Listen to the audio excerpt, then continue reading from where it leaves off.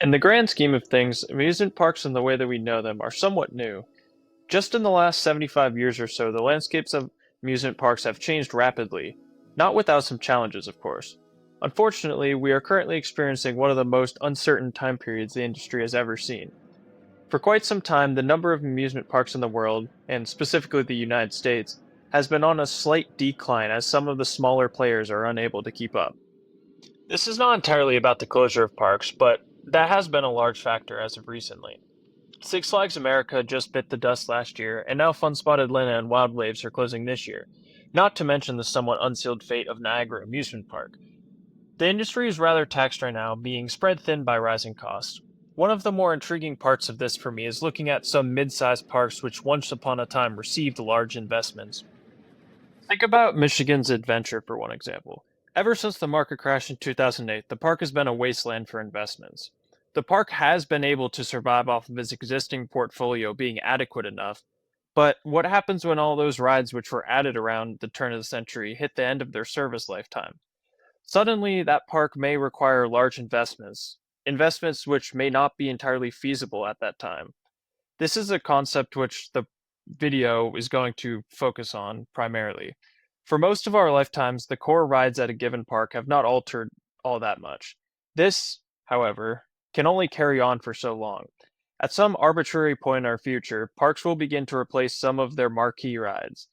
Everything is on a timer which has not gone off all too frequently, but I'd wager that the frequency of that is probably going to increase in the coming decades.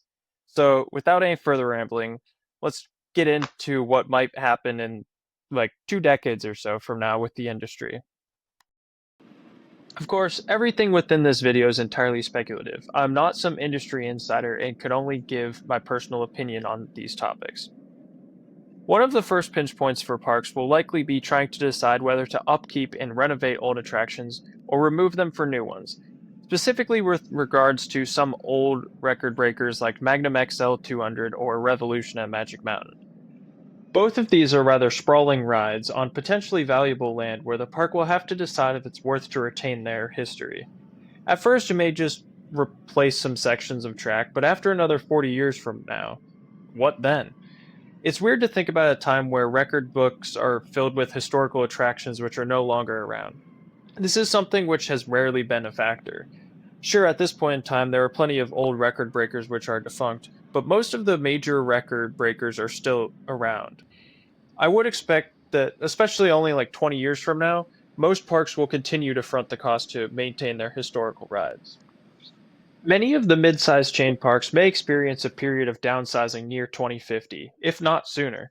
Some of the small to mid-sized parks and chains right now, such as Discovery Kingdom, Darien Lake, Great Escape, or the aforementioned Michigan's Adventure, may struggle to upkeep and retain their current scale.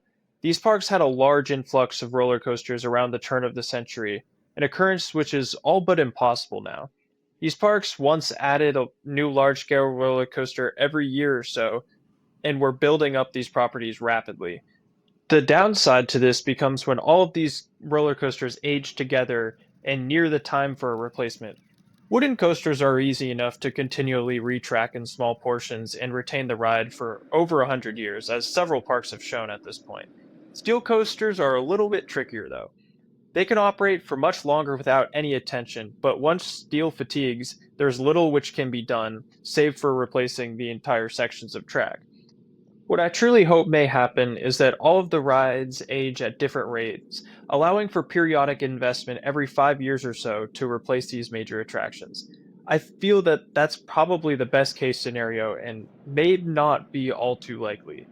Most of the large roller coasters at these parks are nothing very unique, so there's very little reason to refurbish them time and time again.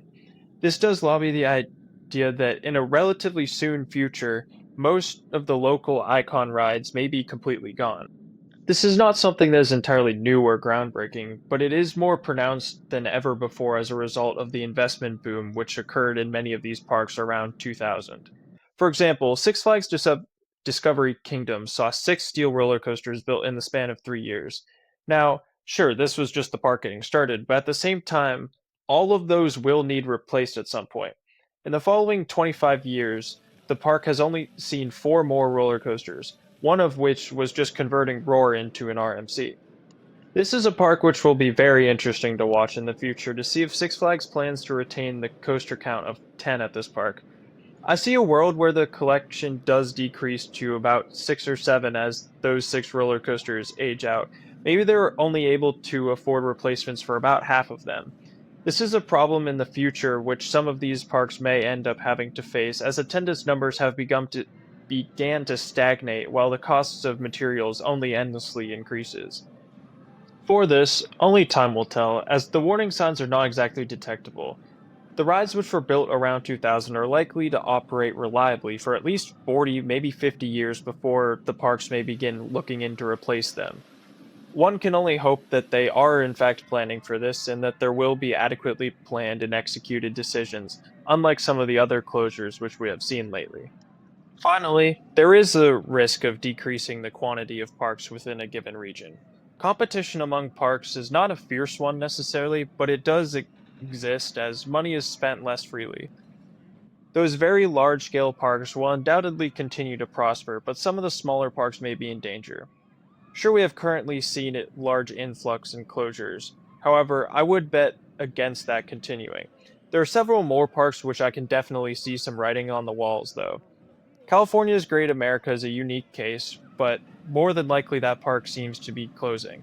Aside from that, Glenwood Caverns has declared bankruptcy after the wrongful death lawsuit, Elitch Gardens has been struggling for years, and Clementon appears to be in a rough spot. Funtown Splashtown in Maine is down in numbers, as well as Nickelodeon Dream Mall and Discovery Kingdom, actually. As you can see, this is no small list of parks, and there's probably more parks that can be added to that list, even. This is not meant to be a political video by any means, but one of the reasons that parks are currently struggling is facing the reduction of surplus cash which guests are willing to spend. Those which do have the money are still making their normal trips to Universal and Disney parks while glossing over the smaller parks, leaving them dry. The best future some of these parks can really ask for is one which yields great economic prosperity.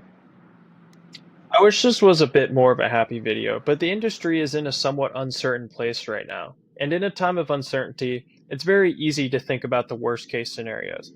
So to answer the question of the video, in 20 years, there may be a few less parks due to the rising costs and less consumer spending, a beginning of a second generation wave of roller coasters replacing aging rides at smaller chain parks, and a growing collection of defunct record breakers. Of course, technology has continued to progress, adding in so many new ride types, designs, and layouts which are ever so unpredictable. Guessing about some future which is as far away as a quarter of a century is no easy task and will inevitably be proven wrong in many ways. The show must go on, though. I've always been one to struggle with changes. This is definitely a topic which is sure to experience large, sweeping changes, for better or for worse. It will be weird to see parks you went to as a kid no longer constantly expanding, as many of them have seemed to max out on their size. Now, parks are tasked with renovating sections of park and refining their offerings rather than endless expansion. No longer will parks be a bigger version of themselves 10 to 20 years ago. It will be different, but that's something that we all have to accept in time. Thank you all for watching this video. I know it was a bit more somber and serious, but it's a topic that I'm interested, so I wanted to talk about it because that's what this is really about. Next week's video will be more speculation, only going over the mysterious rattle of B&M and some of the theories behind it. Until then, take care and keep on coasting by. Peace.